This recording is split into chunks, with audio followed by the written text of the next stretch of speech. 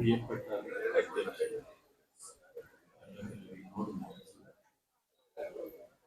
വേദിയിലുള്ള ആം ആദ്മി പാർട്ടിയുടെയും മറ്റ് രാഷ്ട്രീയ പാർട്ടികളുടെ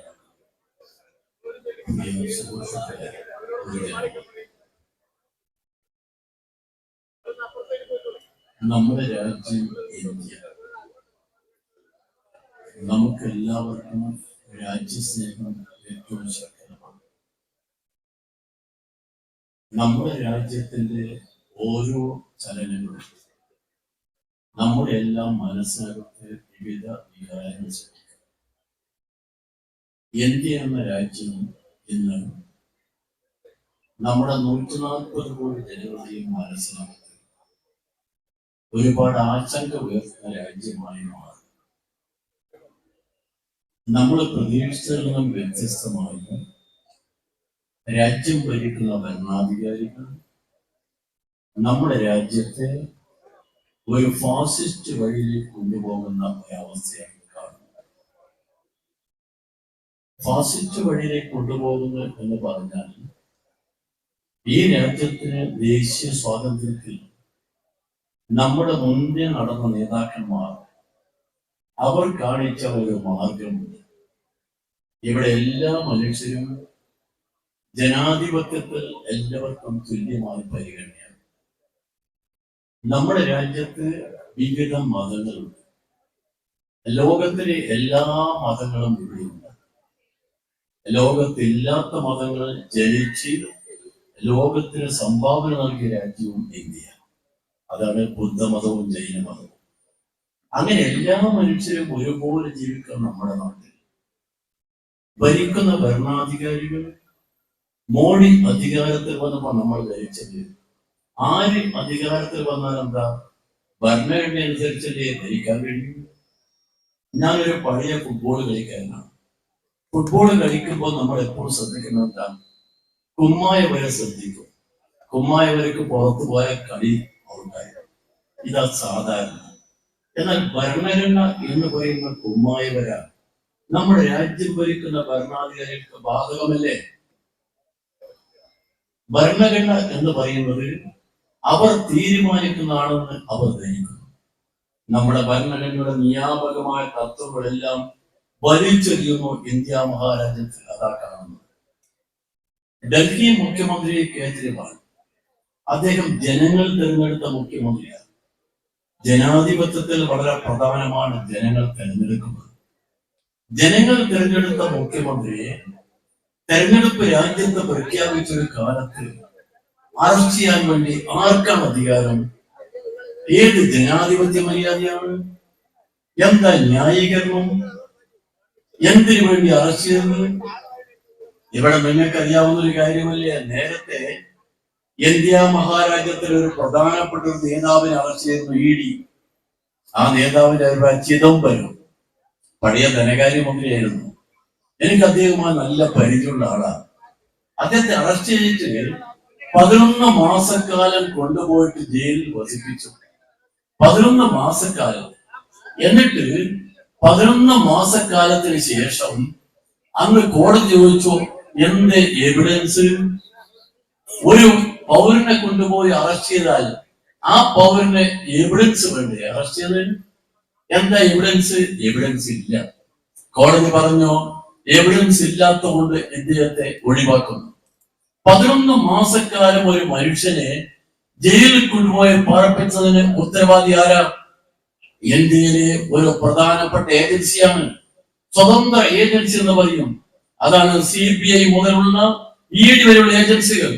ആ ഏജൻസികൾ രാജ്യം ഭരിക്കുന്ന ഭരണാധികാരി വിരുദ്ധന്റെ കളിപ്പാവിയായി മാറുന്നു, മറ്റു പാർട്ടികളെ ശരിപ്പെടുത്താൻ ആയുധമാക്കുന്നു. അതാണ് ഇന്ത്യ. കേജ്രിവാളിന്റെ അറസ്റ്റിനെ കുറിച്ച് എന്താ ന്യായീകരണം പറയാൻ? ആർക്കാണ് ന്യായീകരണം പറയാൻ? ഈ ഗവൺമെന്റിനെതിരായി സംസാരിക്കുന്ന ഏതാളെയും വിളിച്ചകത്താക്കുമെന്നുള്ള സൂചനയാണ് കേജ്രിവാളിനെ കൊണ്ടുപോയി അകത്താക്കിയത്. അകത്താക്കിയാലും പുറത്താക്കിയാലും കേജ്രിവാളിനെ പോലെ നമ്മുടെ രാജ്യത്ത് നീതിക്ക് വേണ്ടി പോരാടുന്ന നേതാക്കന്മാർ വളർന്നു വരും. അവർ കുറയില്ലെന്ന് ഭരണാധികാരികൾ മനസ്സിലാക്കണം. മോഡി നമ്മുടെ നാട്ടിലാകമാനം പുതിയ മുദ്രാവാക്യമുണ്ട്, മോഡിയുടെ ഗ്യാരണ്ടി. എന്താ ഗ്യാരണ്ടി? വല്ലാത്ത ഗ്യാരണ്ടി അല്ലേ? മോഡി അധികാരത്തിൽ വന്ന് 10 വർഷമായി നമ്മുടെ രാജ്യം ഗ്യാരണ്ടിയിൽ മുങ്ങിയിരിക്കല്ലേ? എന്താ ആദ്യം പറഞ്ഞത്? മോഡി ആദ്യം അധികാരത്തിൽ വന്നത് നുണ പറഞ്ഞുകൊണ്ട് അധികാരത്തിൽ വന്ന ഭരണാധികാരി ചരിത്രം രേഖപ്പെടുത്തും സാക്ഷാൽ മോഡിയാണ്, നരേന്ദ്രമോദിയാണ്. അദ്ദേഹം പറഞ്ഞു, ഞാൻ അധികാരത്തിൽ വന്നാൽ ഒരു ചായക്കടക്കാരന്റെ മോനാണ് ഞാൻ. എല്ലാവരുടെയും വിഷമതകൾ എനിക്കറിയാം. ഞാൻ ചായ വിറ്റ് ലാഭമുണ്ടാക്കുന്ന ജീവിക്കുന്ന ഒരു പാവപ്പെട്ടവന്റെ മോനാണ്. ആരാ പറഞ്ഞത്? മോഡി. നമ്മൾ എന്താ ധരിച്ചത്? പാവം. ആര്? മോഡി. അയാളെയോ സഹായിക്കാം. മോഡി പറഞ്ഞു, ഞാൻ അധികാരത്തിൽ വന്നാൽ ഒരു കാര്യം ഉറപ്പു നൽകുന്നു, ഈ നാട്ടിലെ പാവങ്ങൾക്കെല്ലാം ഞാനൊരു സമ്മാനം തരും, ഒരു വലിയ സമ്മാനം. എന്താ സമ്മാനം തരുക? നിങ്ങൾ പാവപ്പെട്ട മനുഷ്യനില്ലേ, അവരെല്ലാം തന്നെ ഞാൻ 15 ലക്ഷം രൂപ സംഭാവന നൽകും എന്ന് കേട്ടപ്പം ആള് ധരിച്ചു ഒരു ദൈവവിശ്വാസിയല്ലേ. ദൈവവിശ്വാസി ഒരിക്കലും മുള പറയില്ലല്ലോ. മോഡി പറഞ്ഞത് സത്യമായിരിക്കും, ജനം വോട്ട് ചെയ്തു. മിസ്റ്റർ മോഡി അന്ന് പറഞ്ഞ വാക്ക് പിന്നെ നിങ്ങൾ ആവർത്തിച്ചോ? ഒരിക്കലും ആവർത്തിച്ചില്ല.